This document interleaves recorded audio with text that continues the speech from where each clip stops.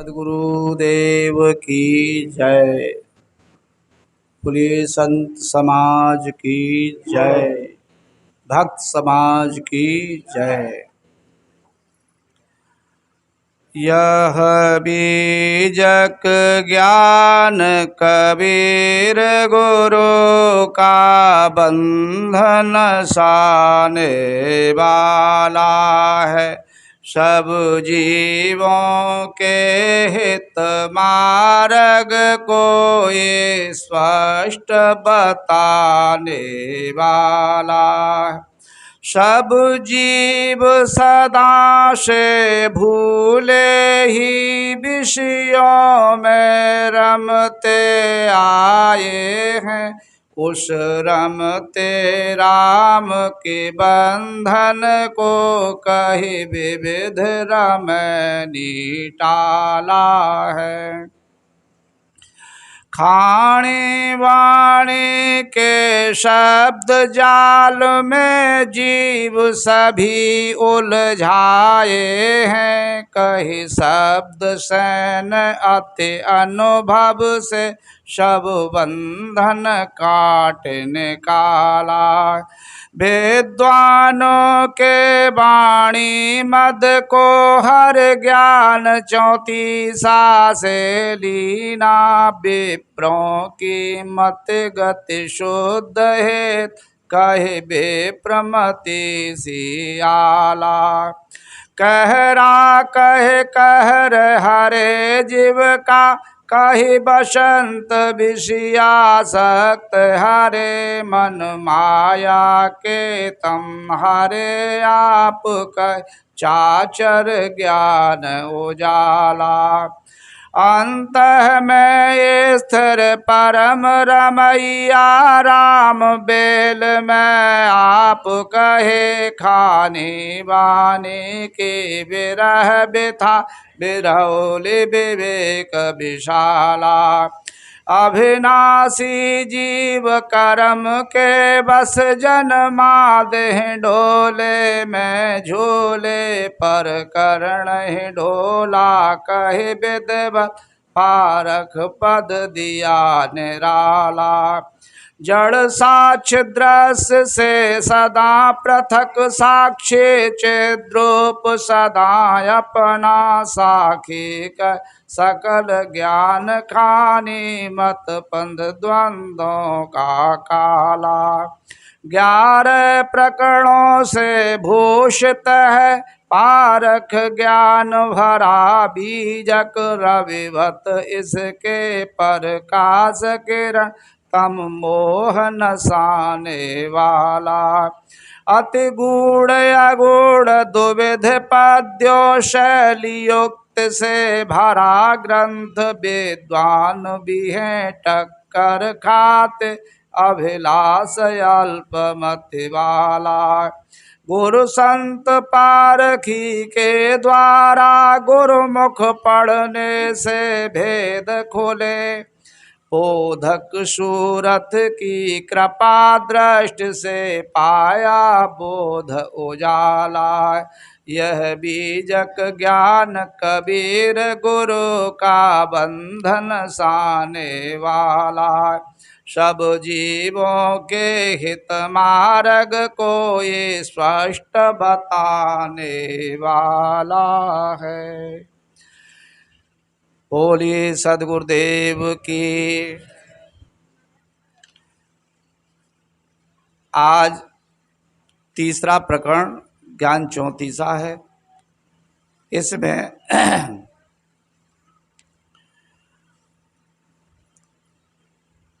ओम से या कहो क से यहाँ तक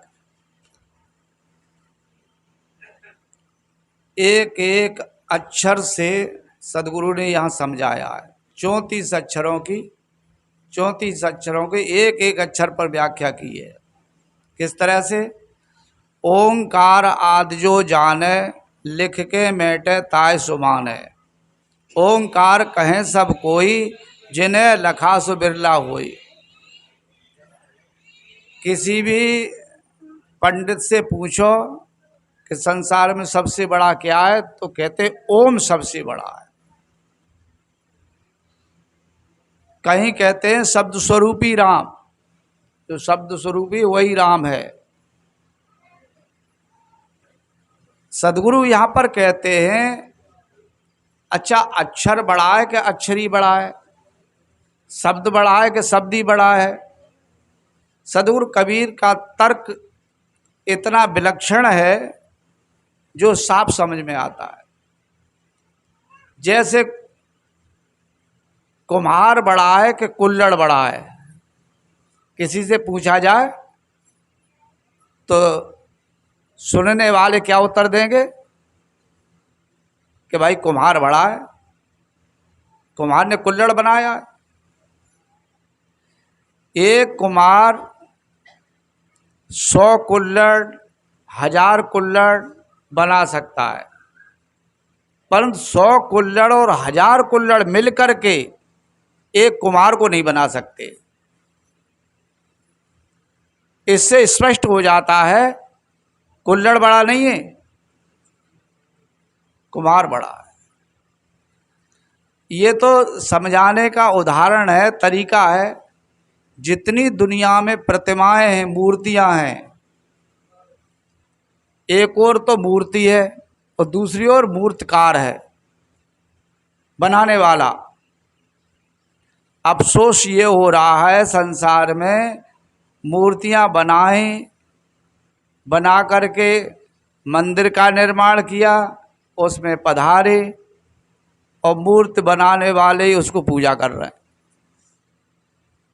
ये बात कबीर साहब के गले नहीं उतरी।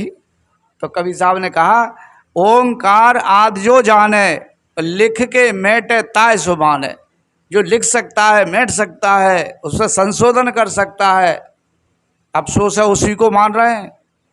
लिख के मेटे ताय सुबाने, ओंकार कहें सब कोई। जितने भी पंडित हैं सभी कार्य को शुरू करने से ओम शब्द बोलते हैं। तो साहब कहते हैं ओंकार कहें सब कोई, जिन्हें लखा सो बिरला होई। जिन्होंने इसकी निरख परख करी है, ऐसे विवेकी पार की बिरले होते। तो हमको भी ये सिद्धांत को समझना होगा और जितनी भी मन है कल्पित बातों की अवधारणाओं को त्यागना होगा। नहीं तो जैसे संसार में लोग भटक रहे हैं, इसी तरह से हम भी भटकते रहेंगे। सदगुरु कबीर की यही विलक्षणता थी कि उन्होंने सारी भ्रांतियों को, अंधविश्वासों को एक तरफ हटा दिया। इसलिए कहते हैं इंसान की खुशबू रहती है, इंसान बदलते रहते हैं। दरबार लगा रह जाता है, दरबान बदलते रहते। जो हिम्मत वाले होते हैं तूफानों से टकराते हैं। जो हिम्मत वाले होते हैं तूफानों से टकराते हैं। तूफानों से डरना कैसा, तूफान बदलते रहते। इंसान की खुशबू रहती है, इंसान बदलते रहते। जो इकरारों के पक्के हैं, इकरारों पर मिट जाते हैं। जो इकरारों के पक्के, इकरारों पर मिट जाते हैं। जो बातों के बातों ने है, ऐलान बदलते रहते। इंसान की खुशबू रहते हैं, इंसान बदलते रहते। दरबार लगा रह जाता है, दरबान बदलते रहते। इंसान की खुशबू रहती है। आज तक सदगुरु कबीर की विचारधारा उसी तरह से चली आ रही है जैसे 600 वर्ष पूर्व सदगुरु कबीर साहब थे, और बढ़ चढ़ कर के प्रचार प्रसार हो रहा है। तो हमको इस बात को अच्छी तरह से समझना होगा कि संसार में दो वस्तुएं हैं, एक ओर कृत्यम, दूसरी ओर कर्ता। सदगुरु कबीर का सिद्धांत विवेकवादी है। वो इसलिए किसी की बात नहीं मानते कि बड़े व्यक्ति ने, किसी ने लिखा है कि उसके फॉलोवर बहुत हैं, कि वह अनेकों ग्रंथों के रचयिता हैं, इसलिए मानने होता है कि सदगुरु कबीर की बात विवेकपूर्ण है, या आज भी जो विवेकी संत हैं उनकी बात को स्वीकार करते हैं।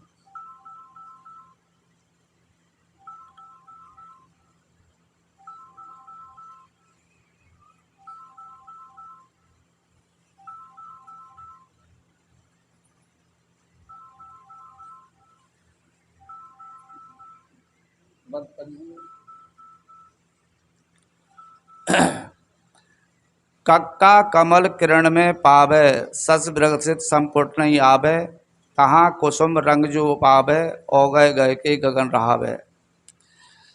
क अक्षर कहता है, अर्थात सदगुरु कबीर के क अक्षर को माध्यम बनाकर उपदेश करते हैं कि हे साधक, हृदय कमल के ज्ञान प्रकाश में ही तुम स्वरूप का बोध पाओगे, किंतु शर्त यह है कि तुम्हारा मन विकसित एवं प्रबुद्ध हो, वह विषय वासनाओं में सुप्त न हो जाए। ज्ञान से प्रकाशित हृदय में जब स्वर्णिम स्वरूप बोध प्राप्त करो, तब उस आग्रह ध्येय वस्तु को ग्रहण कर हृदय में स्थित रहो। का अक्षर से सदगुरु ने कमल लिया है, जो तात्पर्य है हृदय। मनुष्य के हृदय कमल ज्ञान प्रकाश का पुंज है, परंतु वह विषय वासनाओं के पर्दे से ढका है। जब वह पर्दा हटता है तब मनुष्य का हृदय ज्ञान से प्रकाशित हो जाता है। ऐसे आलोकित हृदय में ही स्वरूप बोध, आत्मबोध एवं तत्वबोध होता है। विकारों से भरे हुए मन में स्वरूप बोध नहीं हो सकता। सत्संग, गुरु उपासना, सेवा, विनम्रता, भक्ति आदि से हृदय शुद्ध होता है, और शुद्ध हृदय में विवेक जागृत होता है। जिसका विवेक सदैव जगा रहता है उसका हृदय सदैव प्रकाशित रहता है, और जिसका हृदय सदैव ज्ञान से प्रकाशित रहता है वही स्व और पर के भेद को समझकर पर से स्व को छुड़ा लेता है। पर जड़ है, भास है, पांच विषय, दृश्य और स्वचेतन है, भास्कर है, दृष्टा एवं ज्ञान स्वरूप है। पर से मुक्त होकर स्व में स्थित होना ही मानव की आत्मा का सहज मार्ग है। अतएव सदगुरु कहते हैं कि तुम्हें आत्मबोध एवं आत्मसंतोष की प्राप्ति अपने ज्ञान लोकित हृदय में ही होगी। स्वरूप ज्ञान और एवं स्वरूप स्थिति की निरंतरता बनी रहे, इसके लिए शर्त है सस विकसित संपुट नहीं आवे, अर्थात मन सदैव जागृत रहे, वह विषय में मूढ़ एवं सुप्त न बने। सस कहते हैं चंद्रमा को। चंद्रमा मन का देवता माना गया है, इसलिए यहाँ चंद्रमा से अर्थ मन है। 13वीं रमैनी में भी जहाँ कहा गया है ओछी मत चंद्रमा को अथई, वहाँ भी चंद्रमा का अर्थ मन ही है। सदगुरु कहते हैं साधक को मन सदैव विकसित, चिंतनशील, विवेकशील एवं जागृत रहना चाहिए। साधक सदैव अपने मन पर सावधान रहे, उसे विषयों के स्मरणों में न डूबने दे, अन्यथा वह इसी में प्रसुप्त हो जाएगा। विषयों में डूबा मन स्वरूप ज्ञान तथा स्वरूप स्थिति के योग्य नहीं रह जाता। अतएव साधक को चाहिए कि वह एक रस स्वरूप स्थिति को बनाए रखने के लिए अपने मन को जागृत रखे। तहाँ कुसुम रंग जो पावे, वहाँ पर कुसुम रंग का शाब्दिक अर्थ न लगाकर लाक्षणिक अर्थ समझना चाहिए। कुसुम रंग का अर्थ वहाँ पीला रंग नहीं है, किंतु शुद्ध स्वरूप ज्ञान है। साकी प्रकरण में सदगुरु ने कहा है, हंसा तू सुवर्ण वर्ण, वह सुवर्ण वर्ण या स्वर्णिम रंग पीला रंग नहीं है, किंतु स्वरूप ज्ञान है। अतएव सदगुरु कहते हैं कि जब तुम्हें अपने शुद्ध स्वरूप ज्ञान हो तब उसे धारण कर शांत हो जाओ। ओ गए गए के गगन रहावे, अपने स्वरूप अपने आप को अग्राह्य है, परंतु उसे ही ग्रहण करके शांत होना है। प्रश्न होता है कि अग्राह्य ग्राह्य कैसे हो सकता है? उत्तर साफ है, हम अपने दाहिने हाथ को दाहिने हाथ से नहीं पकड़ सकते, परंतु हाथ तो हमारा ही है ऐसा समझ लें तो हाथ पकड़ा हुआ ही है। हम अपनी आँखों से अपनी आँखें नहीं देख सकते, किंतु अन्य को देखने से वह स्वतः सिद्ध है कि हमारी आँखें हैं।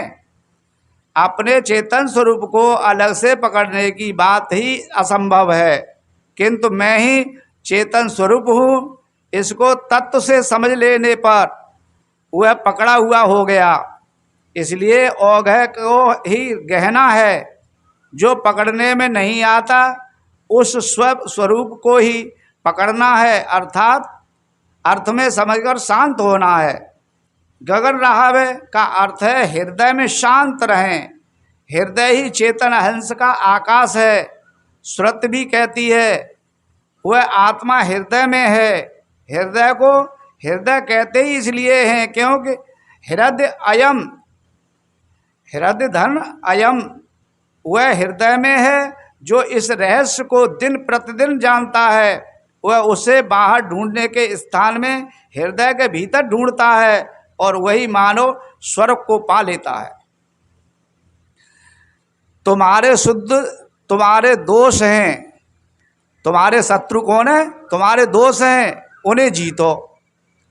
खा चाहे खोर मनावे, खसमय छाण दहूँ दिस धावे। खसमय छाण छिमा होए रहिए, होए न खीन अक्षय पद लहिए।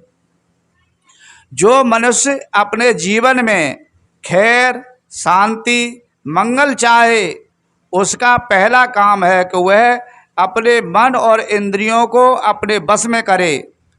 दोषों का सुधार एवं बुराइयों का त्याग किए बिना और मन तथा इंद्रियों को अपने बस में किए बिना किसी को भी जीवन में शांति नहीं मिल सकती। जो तथाकथित धार्मिक गुरु मोक्ष के सस्ते नुस्खे बांटते घूमते हैं और सारी बुराइयों में डूबे रहने पर भी केवल छू मंत्र से मोक्ष देते हैं, वे साधकों को भ्रम में डालते हैं। कबीर साहब महंगे गुरु हैं, वे किसी को धोखा देना नहीं जानते, अपितु खरी खरी बातें कहते हैं। वे कहते हैं दोषों का त्याग तथा मन इंद्रियों को अपने बस में किए बिना कल्याण है ही नहीं। खसम अरबी भाषा का शब्द है जिसका अर्थ पत एवं मालिक है और शत्रु भी है। ये दोनों इसके परनिष्ठिक अर्थ हैं। जबरदस्त भाषा शिल्पी कबीर साहब ने यहाँ पहली पंक्ति में खसम का अर्थ पति और दूसरी पंक्ति में खसम का अर्थ शत्रु मानकर उसका यथा योग्य प्रयोग किया है। वे कहते हैं खसमय छांट दहूँ दिस धावे, अर्थात यह मनोवृत्ति पति चेतन देव का स्मरण छोड़कर दसों दिशाओं में भटकती है। यह चेतन जीव हो तो सारे ज्ञान विज्ञान का पति है, परंतु विषयी मन स्वस्वरूप चेतन का स्मरण छोड़कर विषयों में भटकता है। इसलिए इंद्रिय विषयों एवं बुराइयों का त्याग अत्यंत आवश्यक है। विषय त्याग से मन निर्मल होगा और वह आत्मचिंतन का अनुरागी होगा। संसारी लोगों के जीवन में नाना प्रकार के विघ्न बाधाएं हैं ही, किंतु साधक तथा विवेकवान को भी अपने जीवन में ऐसे लोग मिलते हैं जो अपने अज्ञान और ईर्ष्यावश उनके साथ शत्रुता का बर्ताव करते हैं। सद्गुरु कहते हैं कि ऐसे भटके लोग तुम्हारे साथ भले ही शत्रुता का बर्ताव करें, परंतु वे तुम्हारे शत्रु नहीं हैं, क्योंकि वे तुम्हारी आध्यात्मिक हानि नहीं कर सकते। अतएव उन पर दया करो और उन्हें हृदय से क्षमा कर दो। शत्रु तो तुम्हारे दोष हैं, तुम्हारे मन इंद्रियों की बुराइयां हैं, तुम इन्हें छोड़ो। खसमें छाड़ क्षमा हो रही है, अर्थात अपने दोष रूपी शत्रुओं को छोड़ो और अपने भूलवश जो लोग तुम्हारी आलोचना में लगे हैं उन्हें क्षमा करो। वे तुम्हारे शत्रु नहीं हैं, वे तुम्हारा कोई नुकसान नहीं कर सकते। तुम्हारा पतन तो तुम्हारी बुराइयां करती हैं, तुम्हारे मन इंद्रियों की लंपटता तुम्हारे पतन का कारण है। तुम अपनी कमजोरियों, बुराइयों, इंद्रिय लंपटताओं, मन की चंचलताओं को छोड़ दो तो अन्य कोई तुम्हारा पतन नहीं कर सकता। होय न खीन अक्षय पद लइए, जिसने अपने में रहे हुए दोषों का त्याग कर दिया उसको पतित करने की सामर्थ्य किसी में नहीं है, वह अक्षय पद को अधिकारी होता है। प्रत्यक्ष संसार में जिसने दोषों का जीत कर आत्म विजय प्राप्त की वह अक्षय एवं अमृत पद को अधिकारी हुआ। अपने विरोधियों से लड़ लड़कर किसी को आत्मसंतोष नहीं मिल सकता है, किंतु अपनी बुराइयों को छोड़कर तथा विरोधियों को दिल से क्षमा कर ही आत्मसंतोष मिल सकता है। यही अक्षय पद, अमृत पद, मोक्ष पद, निर्वाण पद का रास्ता है। श्रुति भी कहती है कि मोक्ष को वही देखता है, वही पाता है जो क्षीण दोष है, यानी दोषों से मुक्त है। गुरु वचनों के आचरण से ही शांति मिलेगी। गग्गा गुरु के वचन है मान, दूसर शब्द करो नहीं कान, तहाँ बेहंगम कबहु न जाए, आओ गहे गहे के गगन रहाए। गग्गा गुरु के वचन है मान, दूसर शब्द करो नहीं कान। इस वाक्य में गुरु के वचनों को मानने पर जोर दिया गया है और दूसरे वचनों पर ध्यान न देने को सुझाव दिया गया है। यहाँ कोई स्थूल अर्थ न मान लें कि किसी भी गुरु नामधारी के वचनों को मान लेने की बात यहाँ कही गई है। यह सच है कि सच्चे गुरु भी होते हैं जिनके ज्ञान और आचरण दोनों पवित्र होते हैं और उनकी बातों को बेधड़क मान लेने में साधक का कल्याण ही है। परंतु ऐसे भी गुरु होते हैं जो आंशिक या सर्वाधिक कमजोर होते हैं। अतः सुरक्षित मार्ग वही है कि निर्णय वचनों को ही गुरु वचन माना जाए। परम पारखी श्री राम राय साहब ने कहा भी है, निर्णय वाणी गुरुमुख होई, अर्थात निर्णय वचन ही गुरुमुख वचन है। 2-2-4 गुरुमुख वाणी एवं गुरुवचन है। अतएव सद्गुरु कहते हैं कि सदैव निर्णय वचनों पर ध्यान दो। रोचक, भयानक एवं महिमा पारक वचनों पर ध्यान न दो। गुरु निर्णय एवं गुरुवचन स्वरूप ज्ञान का परिचय कराने वाले हैं। गुरुवचनों का पूर्ण पालन करने पर जीव अपने स्वरूप स्थित धाम में विश्राम पा जाता है। अतएव गुरुवचनों का फल है स्वरूप स्थिति, और स्वरूप स्थिति में मन पंछी का कभी प्रवेश नहीं होता। इसका तात्पर्य है कि साधक जब तक ईश्वरों का सर्वथा परित्याग कर स्वरूपस्थ रहता है तब तक वहाँ मन की गति नहीं रहती, परंतु जब वह समाधि से उठकर व्यवहार में लगता है तब मन का व्यापार तो चलता है, किंतु उस जीवन मुक्त पुरुष के हृदय में मन की मलिनता न रहने से मानो मन का उपशमन ही रहता है, अर्थात उसके हृदय से अशुद्ध मन सर्वथा मिट जाता है। अभ्यास काल में संकल्पहीनता तथा व्यवहार काल में आसक्तिहीनता यही स्वरूप स्थित एवं जीवन मुक्त है। समाधि काल में किसी प्रकार का मन नहीं रहता और व्यवहार काल में अशुद्ध मन नहीं रहता। ऐसे स्वरूपस्थ पुरुष मानव मन से सदैव मुक्त ही हैं। अतएव तहाँ विहंगम कबू न जाए। यह गुरुवचन प्रमाणिक और व्यवहारिक भी है। दूसर शब्द करो नहीं कान, यह वाक्यांश भी ध्यान देने योग्य है। यदि साधक रोचक भयानक महिमा परक विषय वासना उत्तेजक प्रपंचवर्धक साहित्य एवं वचनों को पढ़ता सुनता एवं उनकी ज़्यादा चर्चा करता है तो उसका हृदय सांसारिक वासनाओं से भर जाएगा और वह स्वरूप स्थिति का काम नहीं कर पाएगा। अतएव शांत इच्छुक साधकों को प्रापंचिक वाणियों को छोड़कर गुरुवचनों एवं स्वरूप ज्ञान परक वाणियों का ही मनन चिंतन करना चाहिए। औगह गए के गगन रहाए, इस वाक्यांश का स्पष्ट विवेचन का अक्षर के प्रसंग से अंत में ही हो चुका है। वही अभिप्राय यहाँ समझ लेना चाहिए। शरीर अध्यास का त्याग मोक्ष में हेतु है। घग्गा घट बिन से घट होई, घटई में घट राखु समोई। जो घट घट घटय फिर आवे, घटई में फिर घटय समावे। एक शरीर जब छूट जाता है तब कर्मों के जोर से पुनः दूसरा शरीर बनता है। इस प्रकार कर्माध्यास बस यह जीव एक के बाद दूसरा शरीर धारण करता चला जाता है और इस भवसागर में भटकता रहता है। इसलिए मोक्ष की प्राप्ति के लिए केवल शरीर का नष्ट होना जरूरी नहीं है, किंतु वासना का नाश जरूरी है। अतः सद्गुरु कहते हैं घटई में घट राख समोई, अर्थात शरीर में रहते हुए शरीर की आसक्ति को ध्वस्त कर दो। यदि जीव घट में रहकर घटेगा अर्थात शरीर में रहते हुए शरीराध्यास एवं विषय वासनाओं में क्षीण होगा और विषयासक्ति की ही रचना करेगा तो उसे पुनः घट में आना पड़ेगा, उसे पुनः शरीर धारण करना ही पड़ेगा। उक्त पद में मुख्य 3 बातें बताई गई हैं। पहली बात है कि एक शरीर का नाश जीवन क्रम का अंत नहीं है, अपितु जीव का एक के बाद दूसरा शरीर धारण करता रहता है। दूसरी बात है कि कहीं भी लौटने का कारण अवशेष वासना ही है। अंतिम तीसरी बात सद्गुरु की आज्ञा है कि शरीर में रहते रहते शरीर की वासना का त्याग कर दो। घटे में घट राख समोई।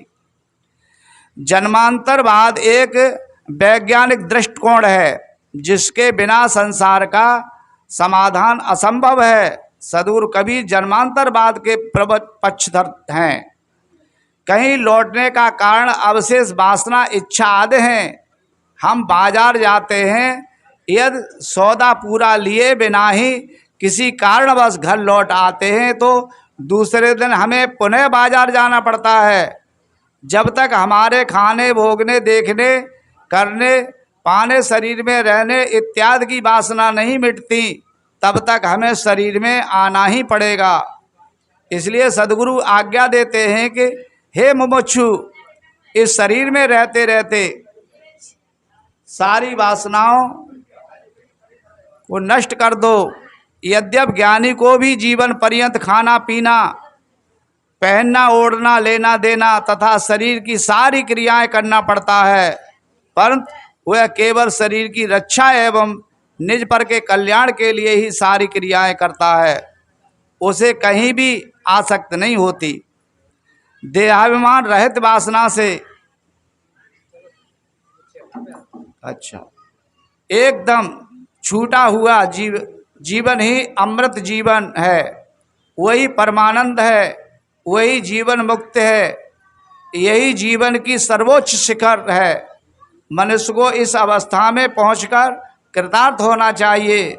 सद्गुरु ने अन्यत्र भी कहा है, अब की बार जो हो चुकाव कहें कबीरवा की पूरी दाव। धैर्य सफलता की कुंजी